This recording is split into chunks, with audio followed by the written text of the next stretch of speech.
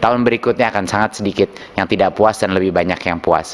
Jadi itu adalah proses dan kami mohon kesabaran dari semua pihak untuk kami melakukan ini. Kalau saudara menteri menyatakan itu berarti ketika membuat statement 1 juta tanpa perhitungan. Betul. Jadi mohon bersabar, itu harusnya dihitung dulu dong sebenarnya berapa yang pensiun, berapa jumlah sekolah dengan 268.000 sekolah guru yang dibutuhkan SD, SMP, SMA, SMK berapa.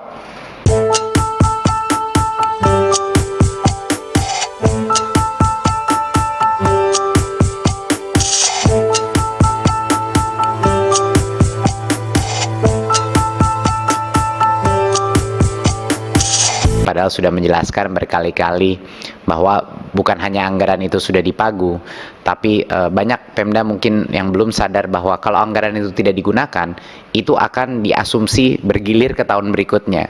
Jadi secara teknis kalau tidak dikeluarkan anggaran itu, anggaran totalnya Pemda itu akan berkurang tiap tahun, dan itu yang mungkin bisa juga dibantu komunikasikan kepada anggota Komisi 10 kepada masing-masing Pemda bahwa memang sudah di-earmark gitu, tapi memang kami akan terus berjuang, terus bersosialisasi kepada setiap daerah untuk memastikan dan meyakinkan bahwa ini adalah harusnya prioritas nomor 1 gitu. Kenyataannya adalah kenapa waktu misalnya Bu Anita mengecek dan ternyata ada anggarannya, kenyataannya adalah anggaran itu tidak diprioritaskan untuk guru honorer, tapi ada kebutuhan lain yang mungkin dianggap lebih penting. Realitanya adalah itu.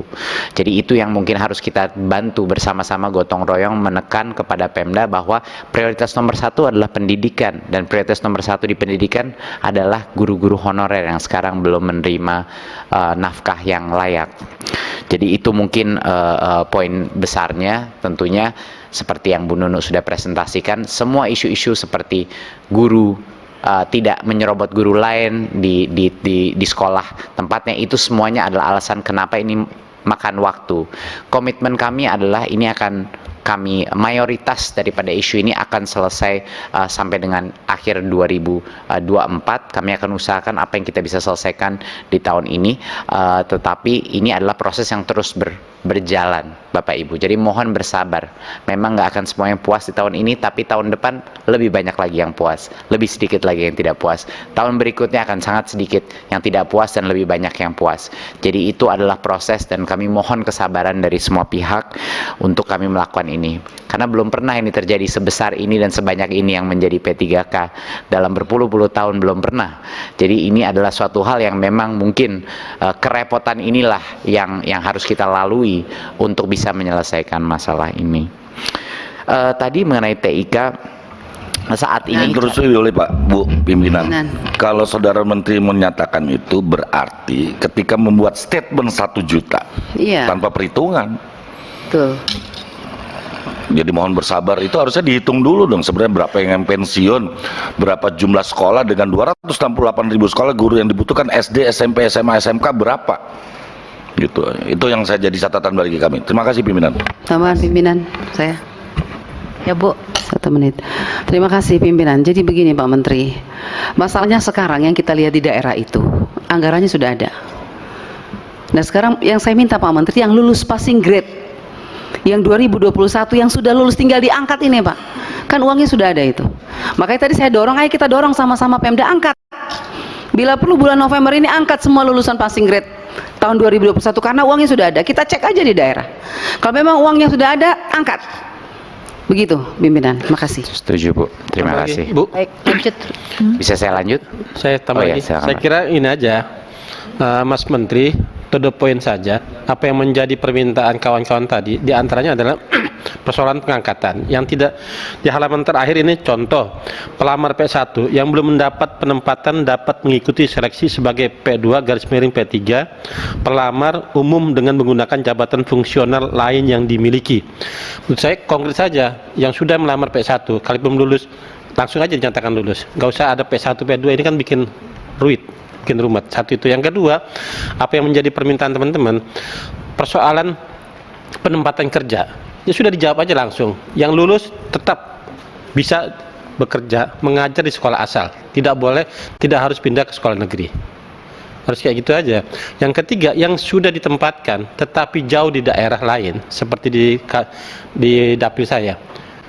Orang Probolinggo ditempatkan di Jaya Wijaya. TNI aja itu mikir. Kalau kata Cak Lontong, jangankan PNS, sinyal aja susah masuk ke sana. Ya.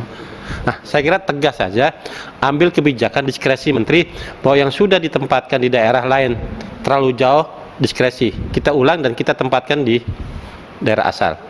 Saya kira 3 poin itu aja. Terima kasih. Terima kasih. Saya mungkin Silakan, Mas. sedikit klarifikasi ya, mohon maaf Bu Pimpinan. Sedikit klarifikasi bahwa semua pemilihan lokasi dan posisi formasi yang tersedia itu dilakukan oleh gurunya masing-masing. Tidak ada penempatan. Ya nggak mungkin dong guru masing-masing. Mas dari Probolinggo ditempatkan Jaya Wijaya dia milih sendiri. Nggak mungkin. Nggak masuk akal sekali. Semuanya menu Pak, yang dipilih oleh gurunya ada prioritas Nggak satu. mungkin dulu. dong, dia nggak pernah milih itu. Dan Jadi dia, siapa Pak yang milih? dia itu? tidak bersedia. Ada datanya saya. Betul.